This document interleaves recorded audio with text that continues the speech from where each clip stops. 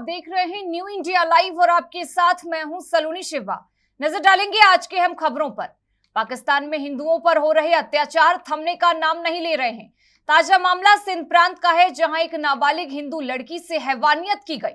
युवती को गैर समुदाय के युवकों ने 30 सितंबर को उसके घर से अगवा किया और उसके साथ गैंगरेप किया। पुलिस ने 2 दिन बाद मामले की रिपोर्ट दर्ज की है, लेकिन अभी तक एक भी आरोपी की गिरफ्तारी नहीं हो सकी है। सिंध प्रांत के मीरपुर खास में रहने वाली कोहली समुदाय की 15 वर्षीय लड़की को 30 सितंबर को अगवा किया गया था।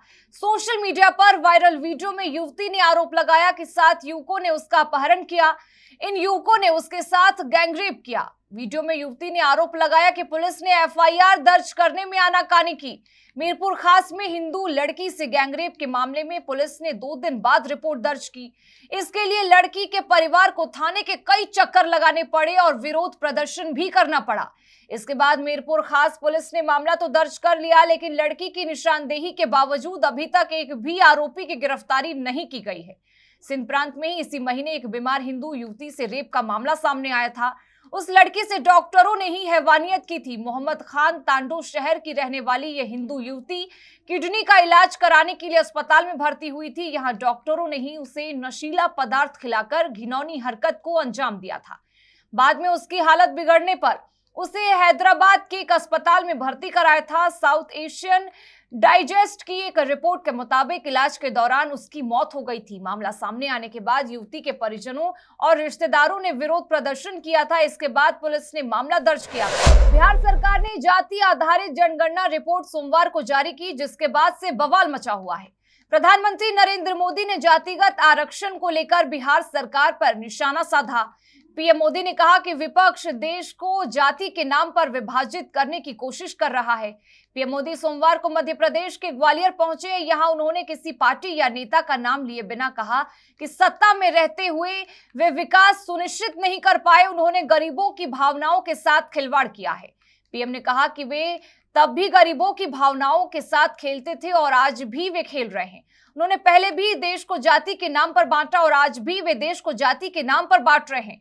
पहले तो वे सिर्फ भ्रष्टाचारी थे, लेकिन आज तो वे अधिक भ्रष्टाचारी हैं।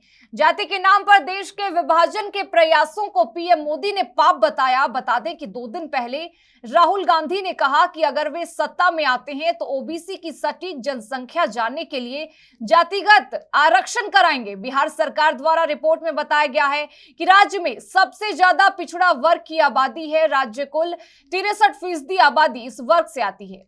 इनमें 27% आबादी पिछड़ा वर्ग के लोगों की है, जबकि 36% से ज्यादा अति पिछड़ी जातियों की आबादी है। वहीं राज्य में अनुसूचित जनजाति के लोगों की संख्या सबसे कम 21,99,661 है, जो कुल आबादी की 1.68% है। आंकड़ों में कहा गया है कि यादव एकमात्र जाति है जिसकी आबादी राज्य में 10% से भी ज्यादा है। प्रदेश में सिर्फ 3 जातियां ऐसी हैं जिनकी आबादी 5% से ज्यादा है। रिपोर्ट के मुताबिक बिहार में सबसे ज्यादा आबादी वाली जाति यादव समुदाय की है। इस समाज की कुल आबादी 1,86,50,119 है। कुल जनसंख्या में इनकी हिस्सेदारी 14.26% है। रिपोर्ट में यादव जाति में ग्वाला, अहीर, गोरा, घासी, मिहर, सदगोप, लक्ष्मी नारायण, गोला को रखा गया है। इसके बाद दुसाथ सबसे ज्यादा संख्या वाली जाति है, जो दलित पासवान समुदाय से जुड़ी है। इनकी कुल आबादी 69,63,000 है। कुल जनसंख्या में इनकी हिस्सेदारी करीब 5.31% है। सरकार ने दुधास जाति में दुसाध, धारी, धरही का जिक्र किया है। प्रदेश में सिर्फ 3 जातियां ऐसी हैं जिनकी आबादी 5% से ज्यादा है। रिपोर्ट के मुताबिक बिहार में सबसे ज्यादा आबादी वाली जाति यादव समुदाय की है। इस समाज की कुल आबादी 1,86,50,119 है। कुल जनसंख्या में इनकी हिस्सेदारी 14.26% है। रिपोर्ट में यादव जाति में ग्वाला, अहीर, गोरा, घासी, मिहर, सदगोप, लक्ष्मी नारायण, गोला को रखा गया है।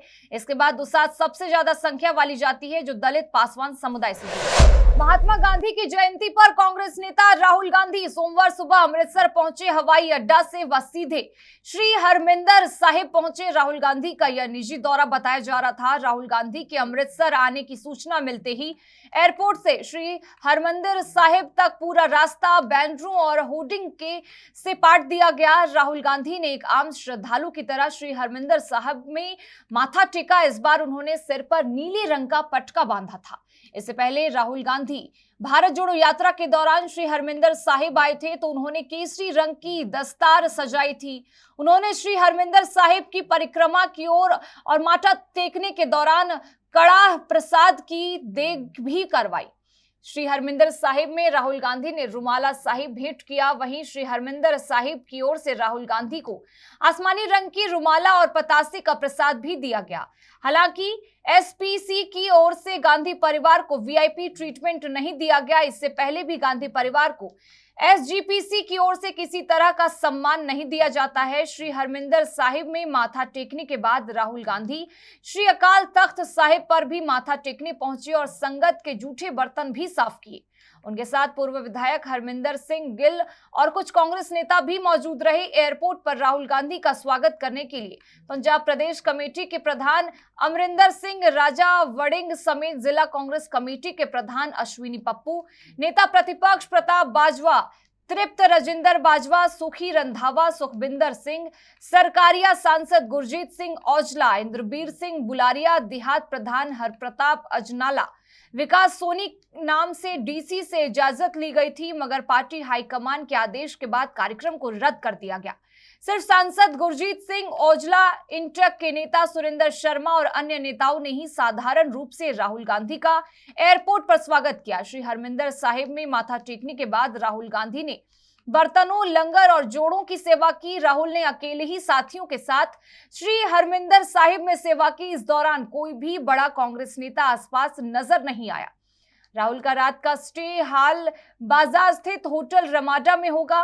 पहले उनके स्टे की व्यवस्था सारागढ़ी सराय में की गई थी लेकिन सुरक्षा कारणों से उसे रद्द कर दिया गया और फिर पास के ही होटल रमाडा में स्टे की व्यवस्था की। महाराष्ट्र के नांदेड़ के सरकारी अस्पताल में कल देर रात 7 और मरीजों की मौत हो गई है।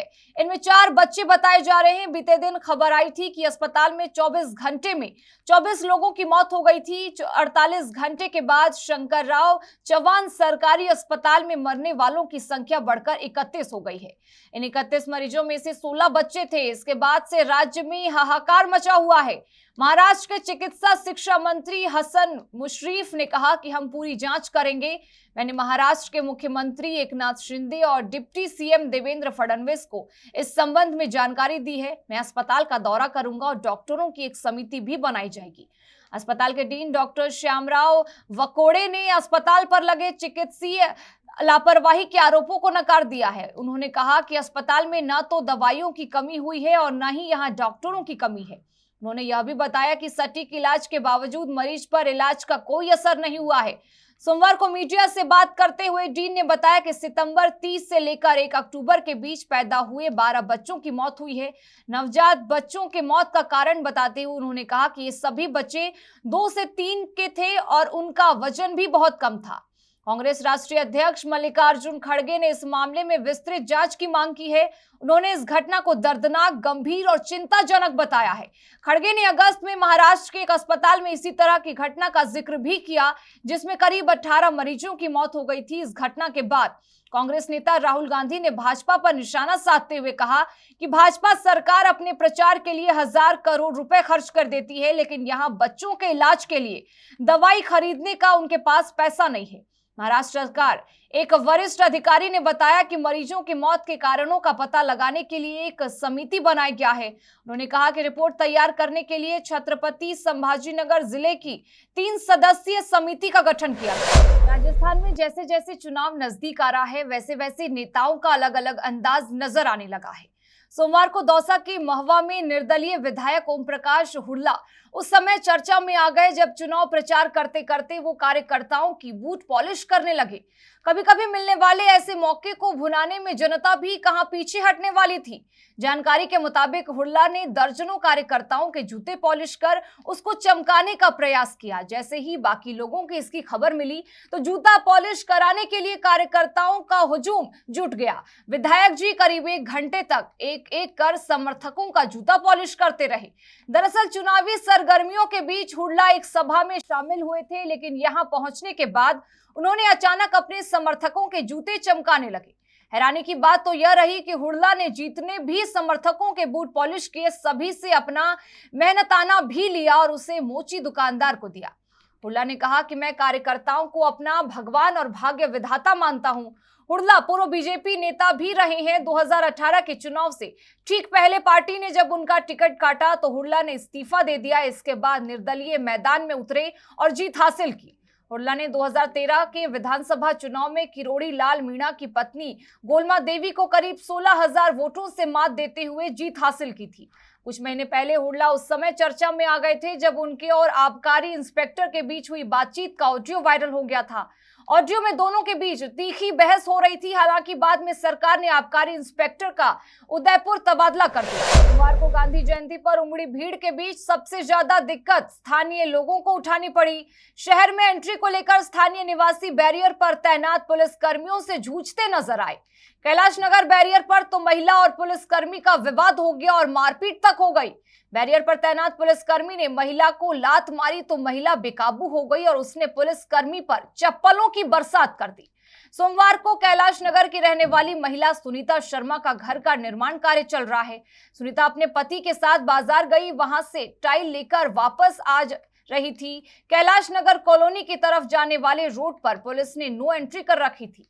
यहां तैनात पुलिस कर्मियों ने ऑटो को रोक दिया। महिला सुनीता शर्मा का आरोप है कि उसने अपना आधार कार्ड दिखाया और घर तक ऑटो जाने की गुहार लगाई, लेकिन बैरियर पर तैनात पुलिस कर्मियों ने एक ना सुनी और बदसलूकी शुरू कर दी। इसका जब सुनीता और उसके पति ने विरोध किया तो पति को डंडा मारकर भगाए जाने की बात पीड़िता ने कही है। महिला ने जब पति को डंडा मारने का विरोध किया तो बैरियर पर तैनात पुलिसकर्मी ने ऑटो को पंचर कर दिया और महिला को लात मार दी। सिपाही की इस हरकत को वहां तैनात दूसरा पुलिसकर्मी रोकने की कोशिश कर रहा था, लेकिन वर्दी के नशे में चूर सिपाही ने एक ना सुनी। सिपाही की इस हरकत से महिला बेकाबू हो गई और उसने चप्पल उतारकर पुलिसकर्मी पर बरसाना शुरू कर दिया। पुलिसकर्मी की हरकत से आक्रोशित महिला ने 112 नंबर पर डायल कर पुलिस को कॉल कर मौके पर बुला लिया। महिला का आरोप है कि पुलिसकर्मी ने उन पर 3 बार लात से हमला किया, जिसके बाद वह गुस्से में आई और चप्पल उठाई। कैलाश नगर बैरियर पर जिस सिपाही ने महिला से बदसलूकी की उसका नाम चंद्रजीत बताया जा रहा है, जो जमुना पार थाना में तैनात है। कैलाश नगर के लोगों का कहना है कि यह पुलिसकर्मी आए दिन इसी तरह से मारपीट बदतमीजी करता है। वृंदावन कोतवाली प्रभारी विजय सिंह ने बताया कि वायरल वीडियो संज्ञान में आया है और आगे की जांच की जा रही है। वृंदावन में जाम की समस्या नासूर बन गई है।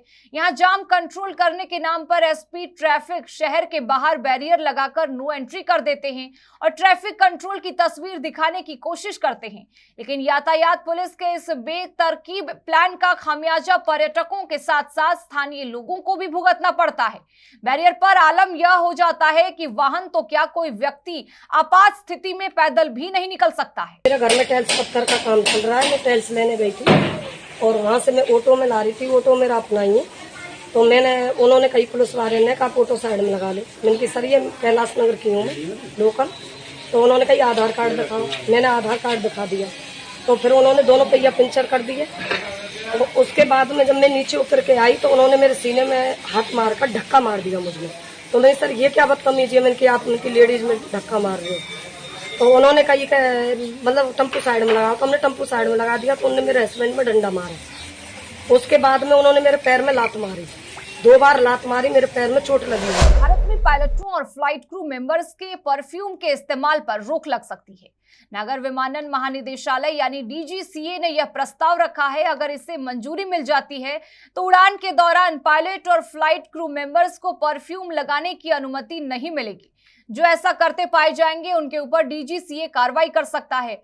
मीडिया रिपोर्ट के अनुसार परफ्यूम के अलावा उन दवाओं और माउथ वॉश के प्रोडक्ट्स पर भी रोक लगाए जाने का प्रस्ताव दिया गया है जिनमें अल्कोहल मौजूद होता है। इन प्रोडक्ट्स के कारण ब्रेथलाइजर टेस्ट पर असर दिख सकता है। नागर विमानन महानिदेशालय ने हाल ही में अपने मेडिकल टेस्ट के तरीके में बदलाव का प्रस्ताव रखा है। इससे पायलट और क्रू मेंबर्स के लिए शराब सेवन की जांच प्रक्रिया में बदलाव होने जा रहा है। डीजीसीए ने प्रस्ताव में यह कहा है कि अब क्रू मेंबर्स या पायलट किसी भी ऐसी दवा, परफ्यूम या डेंटल प्रोडक्ट का इस्तेमाल नहीं करेंगे जिनमें अल्कोहल मौजूद है। इस कारण टेस्ट पॉजिटिव आ सकता है और इसके बाद उस कर्मचारी पर कार्रवाई की जा सकती है। इसके साथ ही इन प्रस्ताव में यह भी कहा गया है कि अगर कोई क्रू मेंबर इस तरह की दवा लेता है तो इससे पहले डॉक्टर से सलाह लेनी होगी। परफ्यूम में थोड़ी मात्रा में अल्कोहल मौजूद होता है। ऐसे में प्रस्तावित रिपोर्ट में यह साफ नहीं हो सका है कि क्या परफ्यूम में मौजूद थोड़ा अल्कोहल क्या ब्रेथ एनालाइजर टेस्ट को प्रभावित कर सकता है। भारत में एयरलाइंस में पायलट और क्रू मेंबर्स के लिए शराब से जुड़े रूल्स बहुत सख्त हैं। ऐसे में एयरलाइंस और डीजीसीए दोनों इस टेस्ट को कैमरे की नजर में रखते हैं। समाचार पोर्टल न्यूज क्लिक से जुड़े परिसरों पर आज दिल्ली पुलिस ने ताबड़तोड़ छापेमारी की है। न्यूज क्लिक के लेखक उर्मिलेश परंजॉय गुहा ठाकुरता और एंकर अभिसार शर्मा पर एक्शन हुआ है। उर्मिलेश को पुलिस अपने साथ ले गई है। उनके वकील गौरव यादव भी दिल्ली पुलिस स्पेशल सेल कार्यालय पहुंचे हैं। वकील ने बताया कि उर्मिलेश की पत्नी ने मुझे बताया कि उन्हें दिल्ली पुलिस ने गिरफ्तार कर लिया है। अभी मेरे पास कोई दूसरी जानकारी नहीं है। ये कार्रवाई 17 अगस्त को यूएपीए और आईपीसी की अन्य धाराओं के तहत दर्ज मामले पर आधारित है। धारा 153A के तहत मामला दर्ज किया गया है। दोपहर 12 बजे के करीब न्यूज क्लिक के संस्थापक और प्रधान संपादक प्रबीर पुरकास्थ को भी दिल्ली पुलिस स्पेशल सेल कार्यालय लाया गया। न्यूज क्लिक पर आरोप लगे हैं कि संगठन को चीन से फंडिंग मिलती है। एंकर अभिसार शर्मा ने सुबह 8 बजे ही ट्वीट कर बताया था कि दिल्ली पुलिस की टीम उनके घर पर पहुंची और उनका लैपटॉप और फोन लेकर चली गई है। सूत्रों के हवाले से बताया जा रहा है कि सेंट्रल सिक्योरिटी एजेंसी की सर्विलांस चल रही थी। ईडी ने दिल्ली पुलिस को काफी इनपुट शेयर किए। इसके बाद आज यूपीए की विभिन्न धाराओं और धारा 153A 120B के तहत दर्ज मामले में छापेमारी और जब्ती की कार्रवाई की गई है। न्यूज क्लिक के स्टाफ को भी सेल अपने साथ लोधी दफ्तर ले गई है। कई सीनियर जर्नलिस्ट सेल के परिसर में बताए जा रहे हैं। सूत्रों ने यह भी बताया है कि जांच में सहयोग देने पर कई पत्रकारों को पूछताछ के बाद जाने दिया जाएगा। बाद में इन्वेस्टिगेशन में उन्हें शामिल किया जाएगा। हालांकि कुछ को अरेस्ट भी किया जा सकता है। दिल्ली पुलिस के एक्शन पर भाजपा नेता दुष्यंत कुमार गौतम ने कहा कि न्यूज क्लिक और इन जैसे कोई भी संस्थान जो देश विरोधी काम करेंगे उन पर ऐसे ही कार्रवाई होगी। चीन हमारे देश को बढ़ते हुए देखना पसंद नहीं करता है, इसलिए अनेक राष्ट्र विरोधी एजेंसियों का इस्तेमाल कर देश पर आक्रमण करने का प्रयास कर रहा है, लेकिन देश बर्दाश्त करने के मूड में नहीं है। ऐसी संस्थाओं को कुचला जाएगा। वीडियो में देखा जा सकता है कि काफी दस्तावेज दिल्ली पुलिस स्पेशल सेल कार्यालय लाए गए हैं। उधर दिल्ली पुलिस की इस कार्रवाई पर सियासत भी शुरू हो गई है। राजद सांसद मनोज झा ने कहा कि गांधी जयंती के ठीक बाद इससे ज्यादा दुर्भाग्यपूर्ण कार्रवाई नहीं हो सकती है। जो लोग आपसे सवाल पूछें, आपकी भजन मंडली में शामिल ना हो, उनके साथ यह एसओपी बन गई है। आज की यह कार्रवाई इतिहास में दर्ज होगी। कल बिहार की जातीय सर्वेक्षण की रिपोर्ट आई है। इसके बाद आप बीजेपी जमीन खसक रही है, इसलिए आपने यह कार्रवाई की। दिल्ली पुलिस स्पेशल सेल के एसीपी ललित मोहन नेगी खुद दिल्ली के न्यूज क्लिक कार्यालय पहुंचे थे। न्यूज क्लिक से जुड़े विभिन्न परिसरों पर 30 से अधिक स्थानों पर छापेमारी की गई। इसके साथ फिलहाल इस बुलेटिन में बस इतना ही, लेकिन तमाम खबरों के लिए बने रहें हमारे साथ और देखते रहें न्यू इंडिया लाइव।